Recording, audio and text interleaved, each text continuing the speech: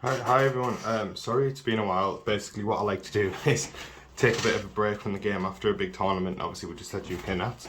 And in June, UK Nats there's a new ban list. So I think this deck actually gets a lot better.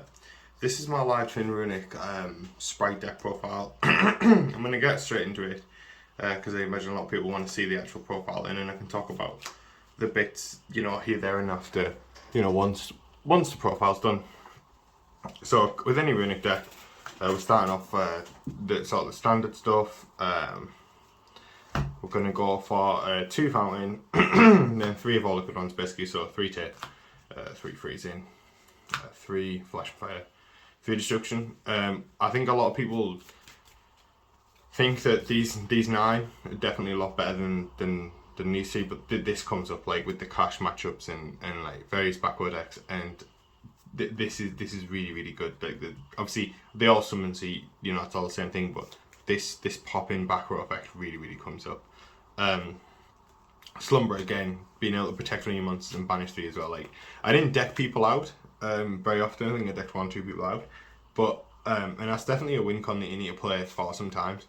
But this just being able to rip a lot of the engine out of the deck, and then I played the one dispelling. So, to the keen eye people, that is only 3, 6, 9, 12, 15, 16 Runic spells, and the golden ratio is 17. But we'll get into that later because I was playing 17 right until basically the day before, and I made one change, and I think I've justified it. So in Runics, so we're going to the live train, so you've just got the 7 starters here. You could play more Sunnies now because Troll's coming out of the format. And obviously nothing got hit on this deck in the format. You could play more of these because you'd rather get into the blue, because if you get into the blue you can summon this one, which is the free draw into the opponent's turn. So yeah, definitely worth playing, but you want to see one of these in your open hand. And chances are, if you don't see one of these, you're going to see Sprite and Runic cards. And then you can use the Sprite cards to thin your deck out, and then the Runic cards to draw, and then hopefully you draw into one of these, because obviously if you've got a Sprite card, you don't need a normal summon that. So these are your normal summons, so hopefully you see one of them, and hopefully you don't see multiples, and then, yeah. But like, the good thing about these is, if you open this, and go into this, and then you have like a false gigantic summon where you're just using it to better hand traps. You've only got 4 of these left in your deck. Well, 5 if you include this, and you probably got like a 25, 30 card deck left or whatever. So hopefully you're just drawing Runic spells off your actual draws, which would be really good. Then we'll go into the Sprite compartment there. So 3 blues, just the best one. Blue gets you 3 bodies because you got blue jet starter into whatever, so you get 3 bodies. Whereas jet also gets you 3 bodies, but the starter gets you only 2, so that's why you play the jet and the blue. 3 blues because you can get in situations where you've got like blue jet, starter, carrot, and then you could go like another blue and then get your red. So like that's why you would do that. Whereas if this was a jet, you wouldn't have another target to search. So that's why you play the blues over the jets, but it's fairly interchangeable. Starters comes up a lot. You can set off Griffin. So what I'm going to do with this deck is I'll show you the deck now.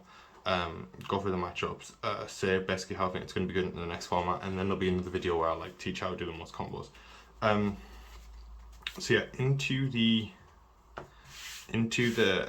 slots for the main. Basically, what we're doing now is I'm trying to justify basically having a talent in the main, because basically I didn't want to have all the Runic spells, and I wanted like something for going first, and I didn't have anything for going first, and the side deck, as you'll see, is very tight, especially given the wide matchups, because we had to prepare for this event specifically. You had to prepare for like super heavy, Kashtira, the mirror, Mathmech, there's other decks as well which are really important, like Labyrinth, and like talent in a 100 format just is insane. So this is the reason why I played the 16 Runic cards, because I was like, if something goes through on the one, sorry, if I use this replaces the second one that would draw, let's say, if the whole combo goes through, then I shouldn't need to use the second one anyway. But if it gets stopped, which it might, then this is a draw 2 or a rip, and it gives me like that option, and it gives me the versatility of going first as well. Now, what I played for this event is I played 3 Droll in the main, I played 3 Kurikara in the main. After the main event, obviously I went 7-3, got the mat and sleeves, as you can see. This is the mat somewhere else. But basically, the first thing I did was cut the Drolls, put the evenlies in. Droll was good, but I definitely used a side deck card for this event, and that's the only thing I would change out of this list. The Kurikara was pretty good, but I think you need the Drolls need to be dropping it inside because they're just not good enough against cash. So I'll quickly run through the extra deck. 3 standard, 2 Kyujins, 1 Jerry, 2 Gigantic. This second one absolutely comes up. Need it all the time. Go over that in a little bit. Need it all the time. 1 Spring, need it for combos. 1 Woodcracker, insane, make it all the time. 1 IP, make it for the standard combo. 2 blue, 2 red, lots of cash running about. This out everything. That's what you need to play. This is your end board, and this is like wins you games that you shouldn't be winning basically because you get to pop so many cards. The only flex spot is this Gigantic, but I needed this second Gigantic, especially with the amount of hand traps running around in this meta. It was always getting stopped. You needed to make another one, and the other turn to get you back into your engine side. This took a lot of time to think about this side. Very, very carefully crafted. So 3 Ghost Ogre, 3 Crow, 3 Ash. Then I put in last minute sort of 3 evenly. Then I played the one-off, so the Mannequin card, the Chaos Hunter and the Red Race. There was no space for this Mannequin card on the side. So I'm just going to run through this side deck pretty quickly and sort of explain where the theory come from, because it's really important to explain why I got to these ratios in the side. So the one red, obviously for time. Chaos Hunter Shifter, going first when I'm expecting to put D-Shifter in. Sorry, Chaos Hunter Mannequin card when I'm expecting to put D-Shifter in. Now, Kashtira was really increasing in popularity, right? So, evenly, extremely good against Kashtira, and so is Kurikara. So, that was like my 6 flex spots going into Kashtira, but then I wanted the Ashes as well, just to try and take the edge off that board so I could crack it, because I could have played Nib, but then Nib's not always useful, whereas like this on the Theosis is always good, and it makes the board crackable, and that's all I'm trying to do. I'm not trying to wipe the board clear and play into a nothing board, because that's fine. This deck can break boards, but just not huge boards, and it can grind well once it's broke a board as well. So that was the side into Kashtira. Then, this also gave me a lot of flexibility into Labyrinth as well. Evenly gave me just huge flexibility into Labyrinth, which is what I really wanted. And then the Ash was also really good into Labyrinth as well. So this was like the Labyrinth side. Then for the super heavy side, if they were making the big board, like the Appaloosa board, then this is what I would put in against this, and I'd take out some engine from the deck to play this. Because you basically, my theory behind it was, it doesn't matter if you've got all the engine in the world against super heavy, if they do the full board, then you're not playing through it. Then if they were on the hand drip one with Omega, I would take out the Kurikaras and put the Ashes in, and then just hope that this got me there. Obviously I played 0 super heavy, so this was basically useless. So yeah, I covered super heavy cash, and that was basically all you need to play. I just played Kashtira and I played like Dynamorphy, I played Dragon Link, I played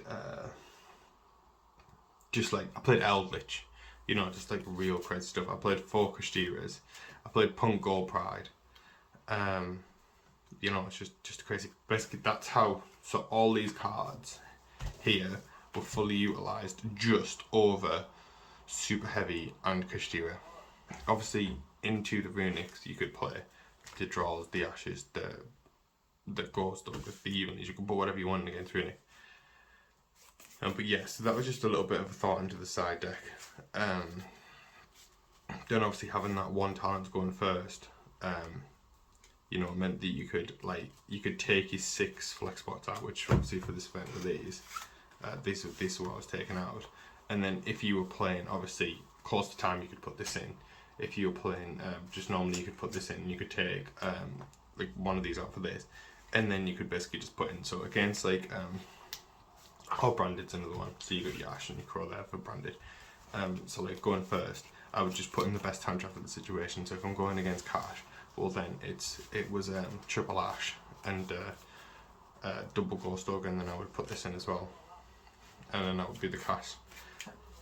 Obviously the evenly's never went in going first. The curry cow is almost definitely come out going first. I like to keep out, this is just like one for if you're going to play a deck in the future, I like to keep draws out, because if you have draw, you want to obviously use it, but then if you want to use it, you're cutting off this, you're cutting off your griffin draw, and you're cutting off your fountain draw. I'll go through the combo in the video to show you how to do that. But yeah, basically, so that's why I like to take out draw. So sort of going first, what would be in my deck, it would never be this, it would never be this, it would never be this. Then it would either be sort of like any of these 11 that would be like, that would make 6, so you know, 6 of these 11. Yeah, so I guess I'll run through a little bit of tournament report, just off the top of my head. I think I played Diamond Mafia, I toured that, then I played Dragon Link, I beat that 2-1, then I played, I can't remember, something round 3, but I beat that. Then round 4 I played Kastira, and it was Alex Moffat from the Disciples, and he basically ripped the appointer and beat us. You know, then I played another cash player and I beat that. So it was 4-1. Then I played Eldritch, or Eldritch and cash or vice versa. So then I was 5-1. I was thinking, oh, this is going well. Then I lost to Flunder, Harvey's Trap. Then I lost to another cash player, which is brutal. Then I beat another cash player. Then I beat a gold prize player, and then just cleaned up in the side events. But for the side events, basically the only change I made is I made these the main cards and this the side deck for the side events, and it worked out pretty well. But yeah, didn't play a single super heavy all weekend, even in the side events, and I felt pretty robbed because these were here, and these were here almost exclusively for super heavy. So yeah, I just felt like I got robbed with my matchups. I would have liked to have traded some cash because I expected to play 3 cash, 3 super heavy, and I ended up playing 4 cash. So I'd have rather switched, and I would obviously rather switch to birds because I'm sick of losing the birds. I always lose to Thunder, but I was thinking if I lose to Thunder with bloody Ash, Droll, and Gorgrin, then they've got really lucky, and obviously did. But yeah, thanks for watching. Expect the combo video to be out soon. It should help you all out. Cheers for watching.